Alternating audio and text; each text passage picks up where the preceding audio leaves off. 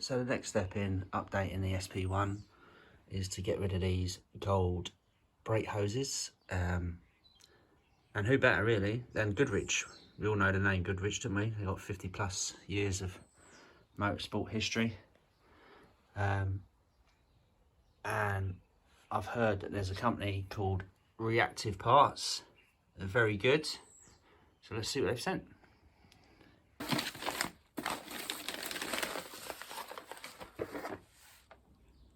Wow, now that's quality.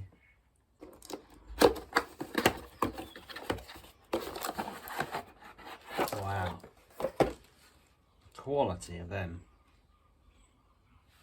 One of the main reasons obviously for going with Goodridge, obviously their name is just so well established in the motorsport industry and all other industries, but they're TUV compliant. The lines themselves use a nylon collar, which improves both the safety and the life of the hose assembly. All the components they use exceed the TUV and DOT approved standards. I mean, you can't really do better than that, can you? I mean, look at the quality. Reactive Parts is one of the very few people Goodridge were allowed to manufacture their lines. They're 100% pressure tested.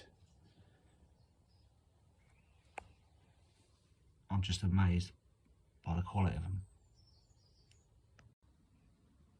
Even the banjo bolts included in the pack are of the greatest quality. They're amazing.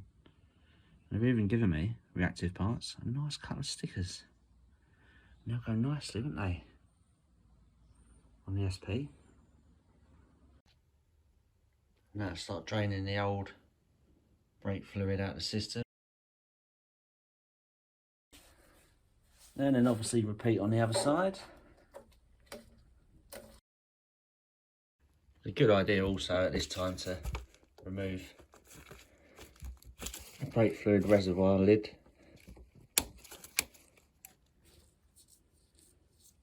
Bit of a strange size, they are 15mm spanner fitment.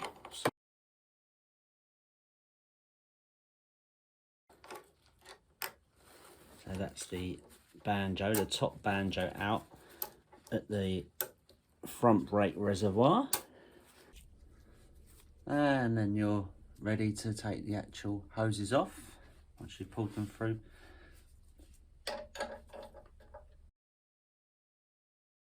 And now the right hand hose. We'll get to the banjo bolt over here. Make sure you've got a nice grip.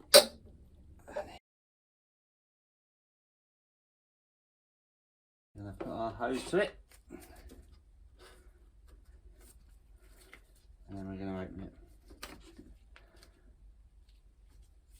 Again, have some rag ready. We'll start taking off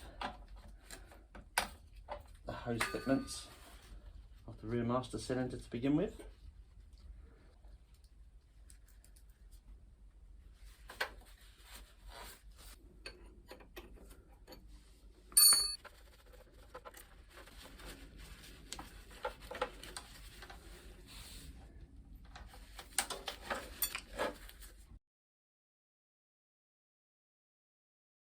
Right, so I've had to remove the right hand arrow exhaust pipe. Hopefully you won't have to do that, just to get to this bracket. The rust on that bolt. But rear brake hose is now off. Now what I've done, I've dry fitted the new hoses just to make sure it all lines up. Bracket's all good, taking the bracket holder off the old hoses. Made sure these line up perfectly. Just a case of reversing the process now. Using a longer banjo bolt to couple the two hose ends together. And just start again reversing the process. Old banjo bolt out, now we know how it fits. Look at the difference in quality between the old horrible gold and the nice new banjo bolt. So obviously one copper washer, one side of the hose, and the other copper washer, the other side of the hose.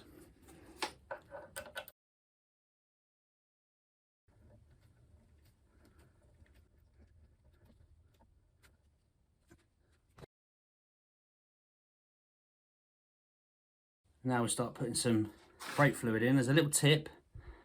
There's a bit of an awkward angle. I don't want to be leaning over with brake fluid can, so I've just got myself a nice, very, very clean aerosol lid. Another tip, make sure aerosol lid hasn't got a hole in it, as some of them tend to nowadays. It just makes it a little bit easier to pour the brake fluid in. We start using the lever. Make sure obviously your brake nipples are tight. You're not just going to end up pumping. And just repeat the process in reverse. So you're going to undo the nipple on the caliper. They can try and sort of spin themselves back tight. Try and keep the hose on it if you can. Just a couple of turns, if that. I'll start using the brake lever. Can you hear that air starting to come out through the hose into my old bottle of brake fluid there? You get to the point where you start feeling some resistance in your front brake lever because you push the majority of the air out through your bleed nipples. And when you're done, you're going to put the top of your reservoir back on. Nice bit of copper slip on the bolts.